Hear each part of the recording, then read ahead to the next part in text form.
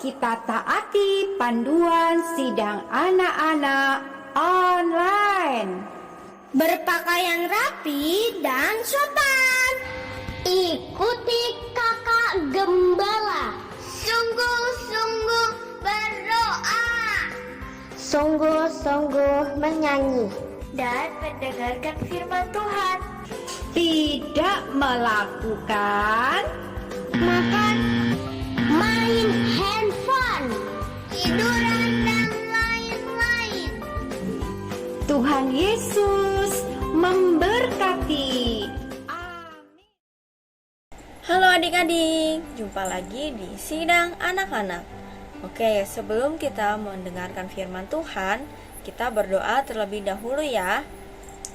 Tuhan Yesus, terima kasih atas pagi hari ini.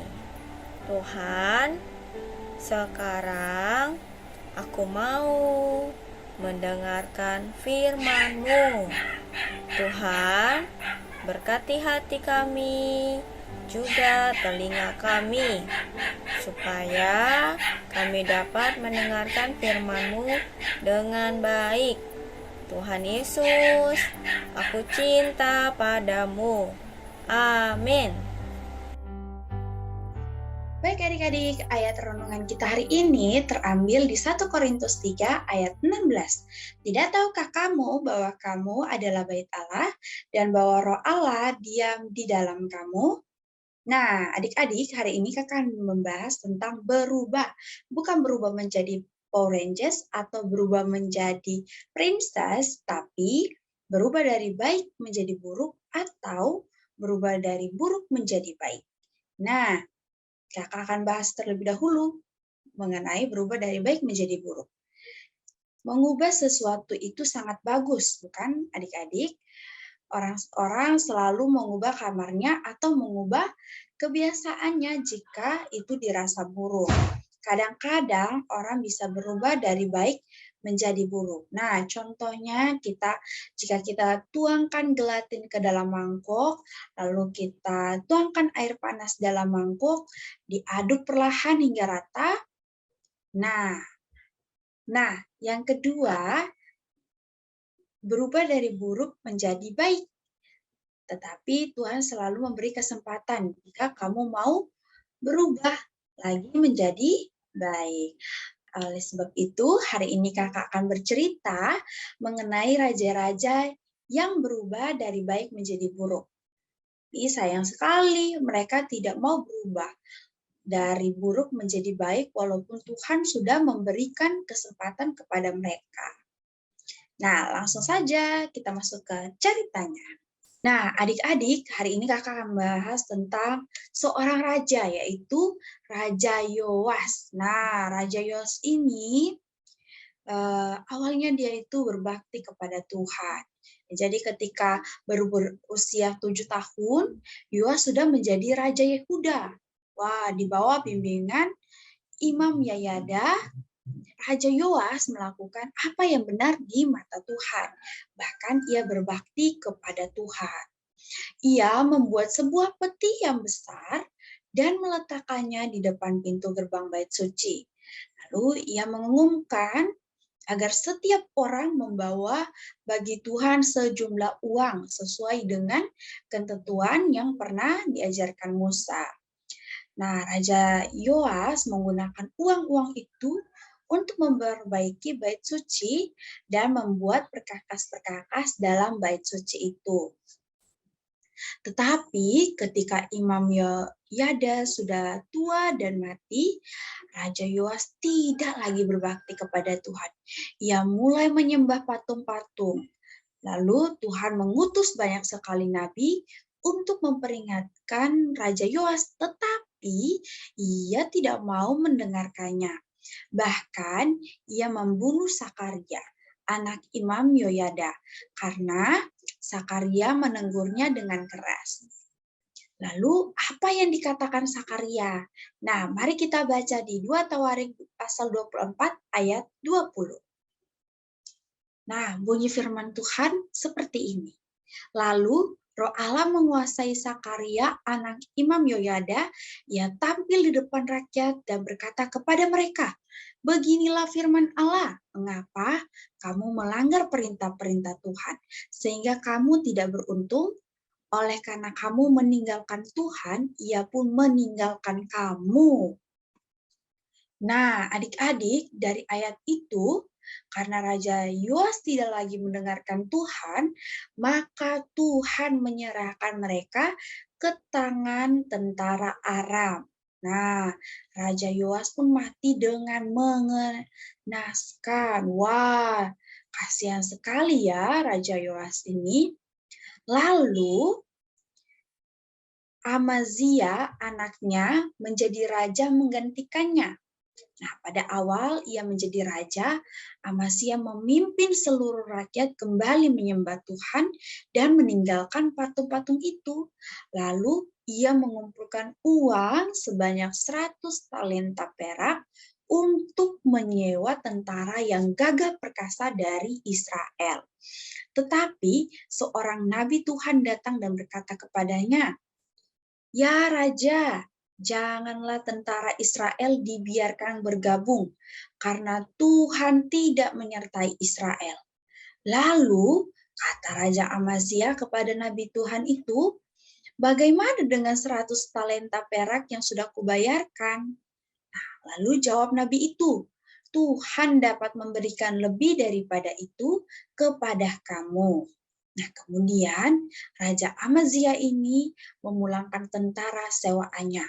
Karena Raja Amazia taat pada Tuhan, maka Tuhan membuat ia memukul kalah 10.000 orang dari Bani Seir.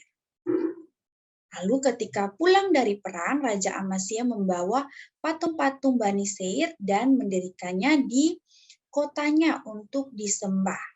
Maka bangkitlah murka Tuhan terhadap Amazia. Tuhan menyuruh seorang nabi kepadanya. Mari kita baca di 2 Tawarik pasal 25 ayat 15. Firman Tuhan berkata, "Maka bangkitlah murka Tuhan terhadap Amazia. Ia menyuruh Maka bangkitlah murka Tuhan terhadap Amazia. Ia menyuruh seorang nabi kepadanya yang berkata, 'Mengapa engkau mencari Allah sesuatu bangsa yang tidak dapat melepaskan bangsanya sendiri dari tanganmu?' Nah, waktu Nabi sedang berbicara, berkatalah Raja Amazia kepadanya, 'Apakah kami telah mengangkat engkau menjadi penasihat raja? Diamlah, apakah engkau mau dibunuh?' Karena Raja Amazia meninggalkan Tuhan, Tuhan pun menyerahkan ia kepada musuhnya. Sekarang kita lihat bagaimana Uzia, anak Amazia saat menjadi raja. Di bawah bimbingan Imam Sakaria, Raja Uzia berbakti kepada Tuhan. Maka Tuhan membuat segala sesuatu usahanya berhasil. Tuhan membuat Raja Uzia menang terhadap orang-orang Filistin, orang-orang Arab, orang-orang Menium. Lalu ia menang. Nah, terus raja-raja memberikan upeti kepadanya. Ia kaya raya dan punya banyak ternak dan perkebunan anggur. Ia punya pasukan tentara yang hebat-hebat. Namanya masyhur sampai ke negeri-negeri yang jauh. Tetapi sayang sekali adik-adik, Raja Uzia menjadi sombong. Ia masuk ke bait suci dan seenaknya hendak membakar ukupan untuk Tuhan. Tetapi Imam Azaria mengikutinya dari belakang bersama-sama 80 imam Tuhan, orang-orang yang tegas. Mereka berdiri di depan Raja Uzia dan berkata kepadanya, "Hai Uzia, engkau tidak berhak membakar ukupan kepada Tuhan. Hanyalah imam-imam keturunan Harun yang telah dikuduskan yang berhak membakar ukupan." Jadi mereka meminta raja ini untuk keluar dari tempat kudus. Karena engkau telah berbuat setia, engkau tidak akan memperoleh kehormatan dari Tuhan Allah karena hal ini. Lalu Raja Uzia menjadi marah sementara amarahnya meluap terhadap para imam itu, timbullah penyakit kusta pada dahinya di hadapan para imam. Raja Uzia sakit kusta sampai kepada hari matinya. Wah, adik-adik, kasihan sekali ya Raja Uzia ini. Dan sebagai orang yang sakit kusta, ia tinggal dalam sebuah rumah pengasingan. Adik-adik, mari kita selalu berbakti kepada Tuhan. Misalnya, kita susun kursi-kursi membentuk lingkaran dan seluruh anak duduk di satu kursi. Nah, kursi-kursi ini adalah kursi berbakti kepada Tuhan. Apapun yang terjadi, jangan meninggalkan kursi. Tetaplah berbakti pada Tuhan. Jika ada masalah, datang. Kursi akan berkurang satu. Jangan meninggalkan Tuhan, tetapi berbakti kepada Tuhan. Karena itu, jika ada yang duduk di pangkuan teman, pastinya tidak enak bukan? Tidak nyaman, tidak bebas, tetapi tetaplah berbakti pada Tuhan. Nah, adik-adik, apapun masalah kita perlu tetap datang kepada Tuhan. Kita juga harus saling membantu dan mengingatkan, juga saling mendoakan. Setiap kali ada teman yang tertimpa masalah, doakan temanmu agar tetap berbakti kepada Tuhan. Bantulah temanmu kalau bisa. Seperti kamu tadi memberikan pangkuan pada temanmu yang tidak mendapatkan tempat duduk, nah berbuatlah demikian. Nah, adik-adik, untuk merespon firman kita hari ini, dalam cerita tadi, seorang raja yang tadinya berbakti bisa berpaling menjadi tidak berbakti. Sekarang, mari kita juga berubah. Yang tadinya kita tidak berbakti kepada Tuhan, kita berubah menjadi berbakti kepada Tuhan. Sekarang, maukah kamu berubah? Pastinya mau dong. Nah, bisakah kita berubah? Dan pastinya juga bisa. Caranya seperti apa? Caranya gampang banget. Kita hanya perlu dekat kepada Tuhan. Hanya perlu berdoa, membaca Alkitab, berkidung kepada Tuhan, juga percaya kepada Tuhan. Nah, jika kita melakukan itu, pasti kita bisa berbakti kepada Tuhan. Oke, untuk menutup firman kita, mari kita berdoa. Tuhan Yesus, terima kasih atas firman-Mu. Tuhan, berkati kami, berkati hamba.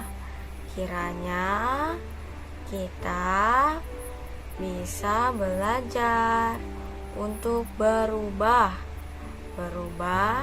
menjadi berbakti kepada Tuhan. Tuhan Yesus, kami mau belajar untuk berubah menjadi berbakti kepada Tuhan. Tuhan Yesus, aku cinta padamu. Amin. Nah, ayat hafalan kalian dalam minggu ini terdapat di Ulangan pasal 13 ayat 4. Tuhan Allahmu harus kamu ikuti. Kamu harus takut akan Dia, kamu harus berpegang pada perintahnya, suaranya harus kamu dengarkan, kepadanya harus kamu berbakti dan berpaut. Nah, itu adik-adik adalah ayat hafalan kalian.